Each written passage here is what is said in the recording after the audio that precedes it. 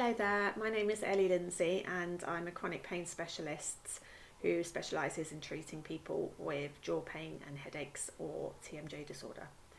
So today I thought we would just have a quick discussion about something that comes up a lot, and that's the relation to pain in association with stress and anxiety conditions. So when we say stress and anxiety conditions, we don't necessarily mean something that's diagnosed. You know, most of us can identify with patterns in our life where we felt more stressed, or areas in our life where we felt more anxious, or time periods that have gone by where we felt that stress and anxiety has been higher than other time periods. So the question that I kind of put to people is, what do you notice about your pain, and what do you notice about your stress and anxiety levels, and is there any correlation between the two? And usually there is, and it's not always doesn't always come out until people start to fill in a pain diary and actually make a note of what's going on in their life and keep a record of their pain levels consecutively. So I often find that during times of stress or during times of anxiety that there is an increased level of pain. And then of course that increased level of pain can actually add to the stress and the anxiety that somebody's feeling, because then they've got their pain to worry about and their pain to deal with. So it can become this cycle, and then you get so far into it that you're not sure which is causing which. Is the anxiety causing the pain, or is it that you have this pain and that pain is making you anxious? So really it takes quite a bit of unpicking, and my number one sort of recommendation for that is to really start by writing everything down. So if you're a keen writer, then a journal, start journaling every day. If you find it a bit more difficult, then a simple tick list will suffice to keep a record. So, and what you're really looking to do is to record what's happening that day, what are your stress levels 1 to 10, what are your pain levels 1 to 10. And of course, if you feel like you're able to write a lot more around that, then the more you might be able to gain some more information by actually writing that out in a journal form, and then kind of associating some of the thoughts that you're having, and how that may or may not be affecting your pain.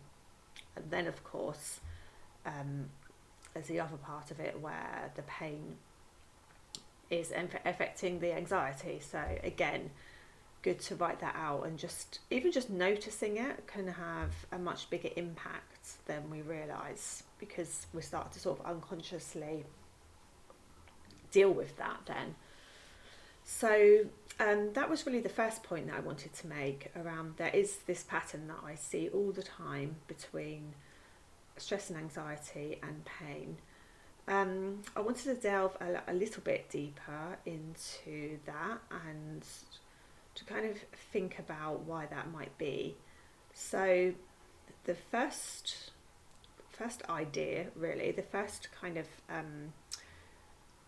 the thing to put forward is our cortisol levels are higher when we're stressed and when we're anxious. So our body is much more on alert in that time. So what happens is we can be constant, if our brain is overthinking or thinking a lot, call it overthinking if you will, but about if we're thinking anxious thoughts, if we're worried, if we've got some negative self-talk going on, if we're actually going through something that's difficult, a relationship breakdown or problems with children, etc., problems at work, then our central nervous system can actually go into this state where it's basically in fight, flight or freeze the whole time, and cortisol levels are high, And during that time, you know, your body is programmed to look for problems. So it's kind of, it's not in its relaxed state as it is when it's in the parasympathetic nervous system state. It's in its state of fight or flight or freeze. So it's actually, if you imagine kind of maybe a deer who hears like a sound in the woods that could be a predator, then it's going to freeze, or it's going to run away, or, you know, it's probably not going to fight because it's a deer, but who knows, maybe. So that deer is on high alert for a problem during that time. Now animals, they have a really good way of, once that problem has passed, they shake it off and they get on with their lives. But us as humans, we can go around in that state of fight, flight or freeze for days, weeks, months, years, just never coming out of it. And in that time, our body is constantly looking, you know, where's the problem, what's going on, where's the threat, and then, you know, it's not really much of a jump to then sort of conclude that the body is going to be perceiving pain as a threat and sort of looking for pain and actually feeling it on a higher level than what you would if you were in a relaxed state where your brain isn't actually looking for a threat around you. So that was a rather long-winded way of saying that cortisol levels can really add to our brain's perception of pain, because remember that wherever the pain is, it's the brain's perception of pain that actually is the pain that we're feeling. Okay, so just to add one more point to this, which I will actually touch upon a bit deeper in another video, but another kind of topic around this is trauma and pain and headaches. And it was actually, there's been some studies done into migraine sufferers, for example, and migraine sufferers are a lot more likely to be suffering from PTSD than the rest of the population. So suggesting that trauma can actually have a impact on our pain levels and our actual physical problems, maybe our physical dysfunctions, etc. And I often see it a lot with clients that that are suffering with, say, jaw pain or headaches, that when you delve a bit deeper, there's some trauma around possibly when the pain started. There was something going on in their lives that was traumatic for them, whether it's a new job or, you know, a family death or anything in between those two scales, really.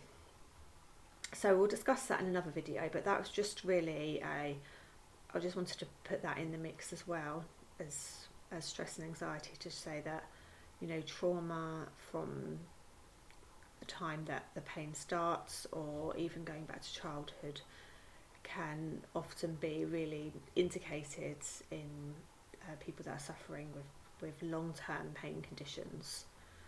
Okay, so let me know what you think on that, if you've noticed any correlation between stress, anxiety and your pain levels. I do actually have, if you'd like a copy of a journal that I use, so you can print it off at home, it's a really useful tool, then just get in touch with me and I'll send that over to you. Okay, thanks for listening, and I'll speak to you soon.